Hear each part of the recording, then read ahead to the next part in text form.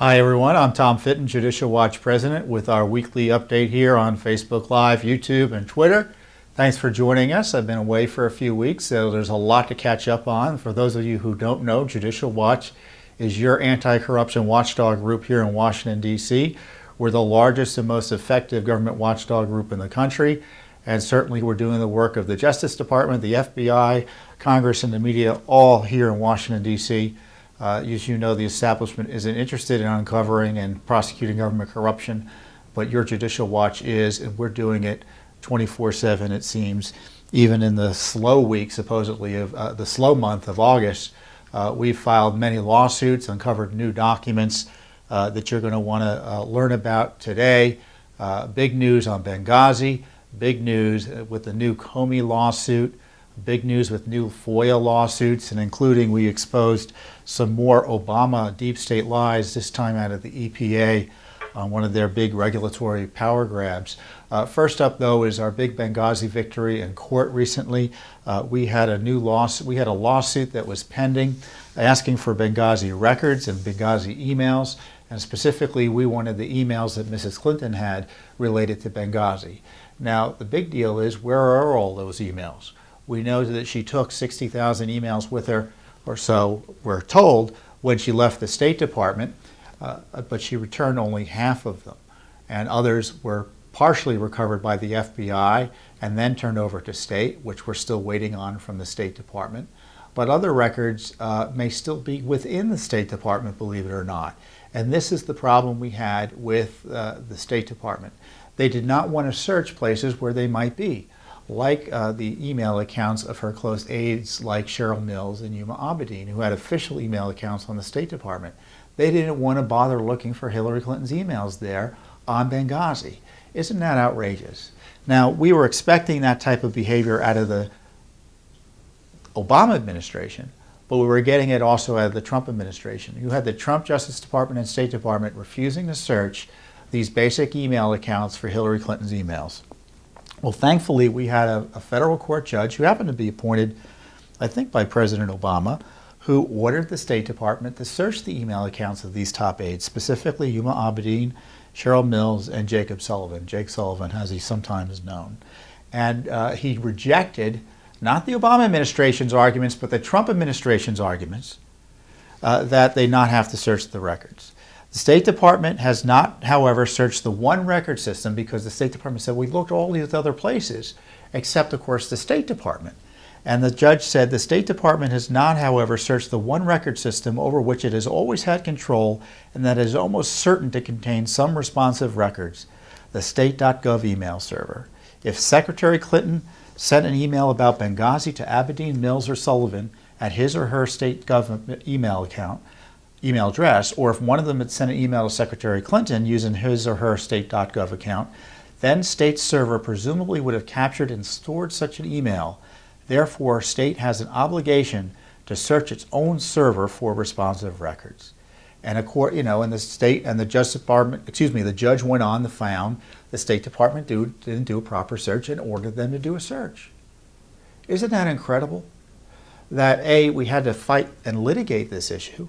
And it would have been outrageous during the Obama administration to force the Obama administration to search State Department servers for Hillary Clinton's emails that they let her steal. But then we had to continue this fight over the objections of the State Department, allegedly run by appointees of President Trump. Now, I understand the deep state's involved, and I understand that the Justice Department and the State Department only have a few political appointees, but they got to start paying attention to litigation such as this, where they are repeatedly and even gratuitously defending Hillary Clinton and the Obama administration from the consequences of their misconduct, and preventing American people from finding out exactly what went on these important scandals. We haven't forgotten about the Benghazi scandal. We're coming up on the 5th anniversary of Benghazi on September 11th, 2017, and we still don't have all the documents about what went on that night. And we're not getting any help right now from the Trump administration.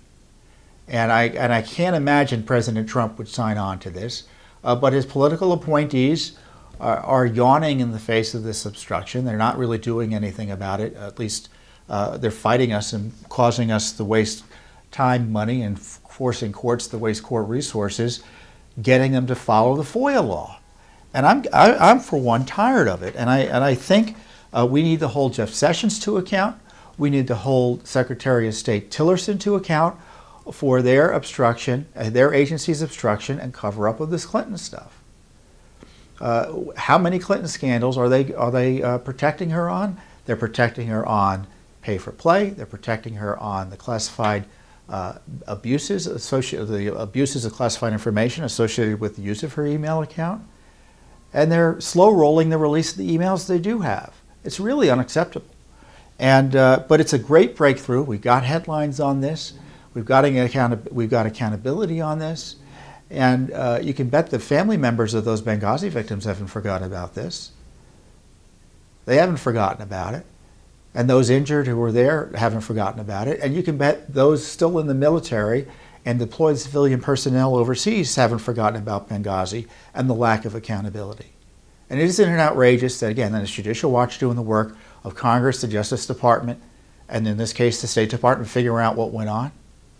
So a big court victory, but it's disturbing that we're battling in court to compel the Trump State Department to follow the law and do a basic search for Hillary Clinton's emails. Now, they've got to get back to the judge, I think by the end of September, about what they've done to update the court on the status of their supplemental search that's been ordered. I don't know if they're going to try to appeal this or do something to further thwart our efforts to uncover the truth about Benghazi, but we're going to fight it. And by the way, it was Judicial Watch's Benghazi FOIA lawsuits that uncovered the Clinton email scandal. It was the pressure from our FOIA litigation that uncovered the Clinton email scandal. And it was pressure from our Benghazi lawsuit that resulted in records being released that generated the special committee on Benghazi, the Trey Gowdy Committee. We wouldn't know much of what we know about what went on in Benghazi but for Judicial Watch. And the same goes with the Hillary Clinton emails. And we shouldn't be having to fight the Trump administration into August on this. And it's something that needs to be called attention to. It's one thing to be fighting about this in February and March before they have their ducks in a row. But the administration needs to start taking ownership of the FOIA law and following it and stop thwarting our efforts to get the truth out. And not every agency is acting like the State Department, Justice Department here. So there are some positive aspects finally where the agencies seem to be following the FOIA law a bit more forthrightly or directly. For instance, we just had uncovered documents showing, again, the Obama's deep state lies that I've been talking about, this time out of the EPA. They had some ridiculous clean power plant rule that terribly restricted the ability of clean power plants to operate with undue regulations. And it was all about combating global warming. And so we had asked for the records for the EPA's decision, and specifically their claim that their big government power grab clean power plan rule would prevent between 2,700 and 6,600 premature deaths by 2030. Well, we did get the documents, and this is a case where we sued and got the documents relatively quickly. So things can change if you've got leadership committed to doing it, as evidently the EPA seems to be, at least in this case. So we did get the records relatively quickly after suing, because we sued in June of this year, and we just received the records. So the records show that the EPA was talking to a Bloomberg news reporter who looked at the documents that the EPA had buried and said, you know, I can't find anything related to deaths being prevented by limiting carbon output. Well, the EPA kind of admitted, and the documents show, that there'd be no deaths prevented by limiting carbon output. So this clean power plan deal would have prevented or restricted particulate matter, carbon emissions, and ozone. Well, all the premature deaths supposedly were associated with the restrictions on particulate matter and ozone and things like that, but nothing having to do with carbon. Well, of course, the press releases don't say that. They suggest that combating global warming which these other preventive measures would have had nothing to do with, would prevent premature deaths, when in fact that's not the case, because by the EPA's own admissions, we have the documents, there would be no lives saved by restricting carbon. So the EPA under Obama was misleading the American people in suggesting that limiting carbon output would save lives. Again, the EPA under President Obama was misleading the American people. You know, the scientists at the EPA, the politicians running the scientists at the EPA were misleading the American people in saying that restricting carbon output of power plants would save American lives. And Judicial Watch exposed it. Not Congress, not the media. We exposed it through this FOIA litigation. So you can look at the documents and on our website at judicialwatch.org. You can look at all of these things I'm talking about on our website at judicialwatch.org. So that's a big benefit to Judicial Watch's watchdog work. Another big issue we're pursuing, obviously, is the outrageous scandal where you've got the FBI and the Justice Department through the special counsel process targeting Donald Trump. And it all began with James Comey, who was angry about being fired, leaking a memo he supposedly wrote to his file, or to himself, that he improperly took with him when he left the FBI, and his leaking that memo to the New York Times. And he testified under oath the reason he leaked the memo to the New York Times through a friend of his was to try to get a special counsel appointed.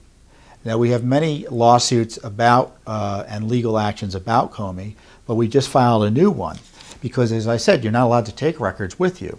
So we filed a lawsuit asking about the non-disclosure agreements that he was required to sign, especially those pertaining to the handling, storage, protection, dissemination, and/or return of classified information. So did he sign such documents? Well, we want to know. And of course, we asked the FBI, who has ignored us, and so we sued in court for it. And you got to wonder how it is the FBI allowed Mr. Comey to walk out the door with these sensitive documents about the President of the United States. Now, we're suing for these documents separately, and the FBI is telling us we can't get them because they're part of their, quote, investigative file. Isn't that convenient? Again, but it's remarkable we've got to sue in federal court to get this basic information, because this is not top secret information. They've got to release this to us. But again, it's the FBI who thinks it's above the law that is battling us in court over this. So this is a big issue. We've got many lawsuits about the abuses involved in targeting Donald Trump and his associates. I think we have at least 10 at this point. 10 Freedom of Information Act lawsuits. See, Judicial Watch doesn't just come on here and complain about the weather and politics and then just go home. No, what we do is we come on and report about what we're doing to achieve results. We go to court, we try to get documents and expose what's going on to stop bad things from happening and get accountability. And that's what we're doing with this FBI scandal, where the FBI and its records were abused to go after Donald Trump. So that's a big case you need to be tracking as well. What else have we been doing? Election integrity. So you may have seen a big op-ed, and if you haven't, it's linked on our website. Maybe we can provide a link in the feed here to DeRoy Murdoch, who did a column highlighting Judicial Watch's information about dirty election rolls. And he looked at our information. Of course, it's our information, so we know it's right. And he calculated there are 3.5 million people on the rolls who shouldn't be there, in the sense that they are above and beyond the number of eligible adult citizens of voting, of basically people who are eligible to vote. So that's quite a large number. And it shows you why these dirty voting rolls are so important in terms of eliminating, so we can have cleaner elections. Because when you have dirty voting rolls, you have potentially dirty elections. And it's so bad now, you have millions of names on the rolls who shouldn't be there. They're either in more places than one, meaning that you lived in California, you moved to Florida, You didn't tell Florida you moved, or maybe you did, and yet Florida didn't, or California didn't remove your name from the rolls. So you've got basically a live name there in California for you to legally vote on. Same holds true for people who die. If you die and they leave your name on the rolls, someone could vote in your name quite easily. Maybe get an absentee ballot in your name. We need to have clean elections, and the first step in that regard are clean voting rolls. And to that end, we filed notices with at least a dozen states, California, Georgia, Florida, all sorts of states. The list is on our website, warning them they have more people on the rolls than are eligible to vote. And we just did that recently with California. I already told you about that a few weeks ago. California officials went ballistic, by the way, in responding to us. They say our numbers are wrong. They're not wrong. And if California doesn't clean up the rolls, we can go to federal court to force them to do so. And so that's something we're taking very seriously. And on a related matter, we filed an amicus brief, two amicus briefs, both related in Georgia and in Ohio, to get rolls cleaned in those states. In Georgia, we filed an amicus curiae brief with the 11th Circuit down there with our friends at the Allied Educational Foundation, often partners with us on amicus briefs. And amicus briefs are legal, basically it just means friend of court briefs. So what happens is there's litigation, and outside groups like Judicial Watch and the Allied Educational Foundation, or on the other side you'll have the left-wing groups like the ACLU. They will file friend of court briefs where we're not actual litigants, but we're trying to get the court to consider certain issues as they consider cases before them. And in cases of Georgia, where we found that there are 10 counties where they have more names registered to vote than are actual eligible voters there. Georgia is trying to clean up their rolls with a procedure that's covered under law. And of course, Common Cause, a liberal activist group, is challenging this. So we filed an amicus brief in favor of Georgia. We also have filed an amicus brief in Ohio before the Supreme Court, where we're trying to protect a key result of our litigation, which is an Ohio effort to clean up the rolls there. And so the left is challenging that as well. So we have amicus briefs now before the Supreme Court trying to protect our good result in Ohio, because it was our cases in Ohio and Indiana which were the first private cases to force states to clean up the rolls under the National Voter Registration Act. And so those key cases, the key case in Ohio at least, resulted in Ohio doing things, including just, I think, one additional mailing that's at issue, to make sure people are who they say they are, or still live at the address they were given and are still eligible to vote. And so the left doesn't like that. And you got to ask yourself, why doesn't the left like efforts to clean up voting rolls? Why do they hate election integrity?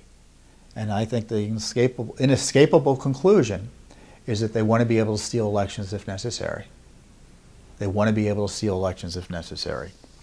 And so we're key in battling this effort to steal elections, and your Judicial Watch is the leading national group fighting back against that. And the left has hundreds of groups allied against us.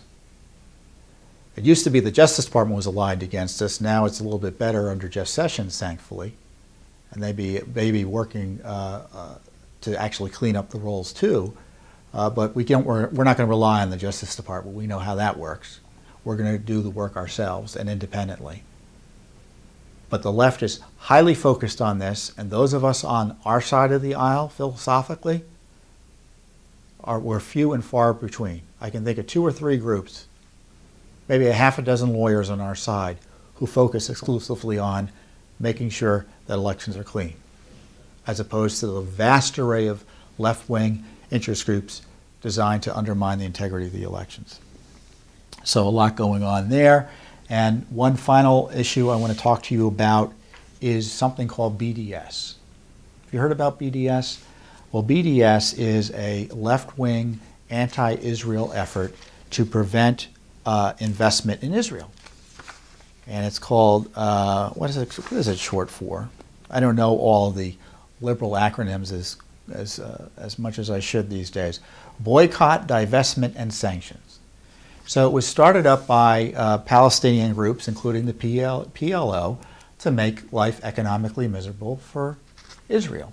So you can imagine they had allies, this BDS movement, and it's big in the academic, on college campuses.